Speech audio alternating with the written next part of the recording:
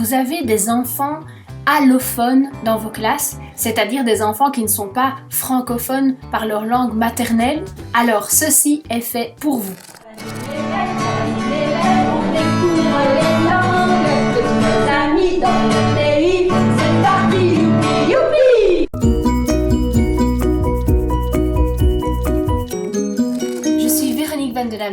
Directrice de Tradanim, spécialisée justement dans l'apprentissage précoce et ludique des langues. Dans votre classe, il y a des enfants pour qui le français n'est pas la langue maternelle. Et c'est une chance, c'est une super chance pour vous, pour l'éveil aux langues et pour eux, parce qu'on va pouvoir aussi les mettre en valeur. Je vous explique comment. En effet, à chaque fois que vous allez pouvoir aborder l'immensité du monde, la diversité culinaire, etc., vous allez pouvoir à chaque fois illustrer par la réalité que vit l'enfant ou les enfants que vous avez dans votre classe. Quoi de plus valorisant pour eux que d'être reconnus dans ce qu'ils sont et dans leurs origines en étant interrogés simplement pour témoigner de ce qu'ils connaissent. Et toi et ton grand-père, il habite où? Et c'est donc de là que... etc.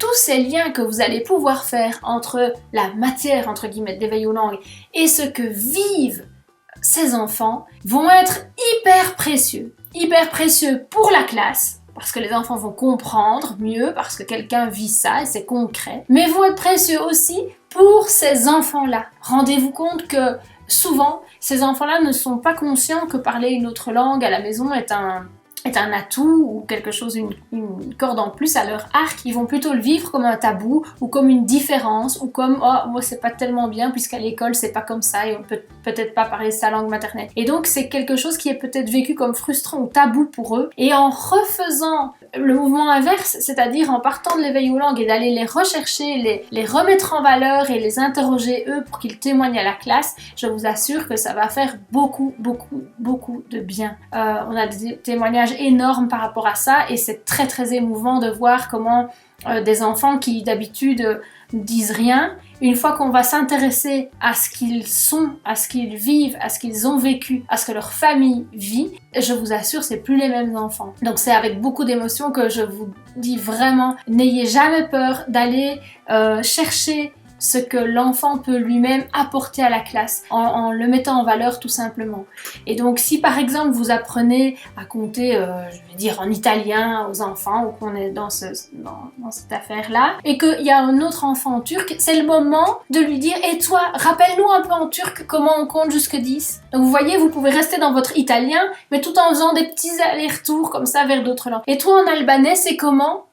Oh, et aujourd'hui, par exemple, on travaille le grec. Ok, on est dans le grec, mais oui, mais rappelle-moi, toi, comment on disait dans ta langue à toi. Donc ces petits allers-retours vont permettre aux enfants d'être reconnus, de se sentir valorisés. Ça ne fera pas de mal au niveau de la langue que vous êtes en train d'apprendre. C'est pas parce qu'on cite le turc qu'on oublie l'italien. Non, c'est des choses en plus. C'est très riche. Et donc, s'il vous plaît, ne vous en privez pas et ne voyez pas ça comme un problème, mais plutôt comme une vraie ressource. Dernier petit conseil aussi que je voudrais vous partager. Imaginons que dans votre classe, il y ait beaucoup d'enfants de nationalité albanaise, par exemple. Eh bien, au lieu de parler de plein de langues avant et de plein de pays comme... tous les autres, et d'arriver seulement en fin d'année avec l'albanais, faites le contraire. Commencez par des pays et des cultures qui sont très connectés avec le public, on va dire, de votre classe. Vous comprenez? Donc ça c'est super important parce que plus vite vous ferez ça, plus vite ils seront dans cette dynamique de « Ah, je me sens reconnu, donc je peux partager » et donc cette dynamique de partage et d'entraide dans la classe va être encore plus grande. D'accord? Et au niveau de ces enfants qui sont d'une autre culture peut-être, regardez par exemple dans leur boîte à tartines. Je me souviendrai toujours d'une petite fille chinoise qui avait des sushis. Oui.